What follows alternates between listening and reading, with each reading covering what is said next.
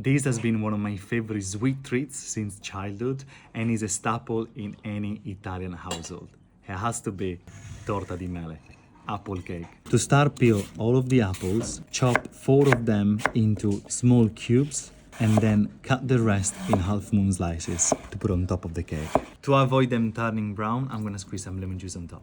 Mix it all together to make sure the lemon juice is coating all of them. In a large bowl, I'm gonna add the sugar and crack in the eggs. And then whisk them all together until well combined. Then add the melted butter and the milk and whisk it all together again. Then sieve in the flour and the baking powder. And now add the zest of the whole lemon. Add the vanilla extract and give it a good mix until you reach this consistency. Finally, stir in the chopped apples. Pour the mixture in the cake tin. Layer the apple slices all over the top, starting from the outside all the way in. To get the apples nice and caramelized, sprinkle a little bit of sugar on top.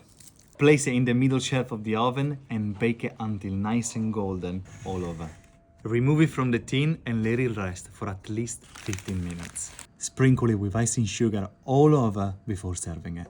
I love that it's sweet, soft, and packed full of apples. Whatever you enjoyed for breakfast or serve as a dessert, it's absolutely delicious. If you want to make it as well, I have the recipe in my new cookbook, Eat Like A Sardinian, Live to 100. Enjoy, everyone.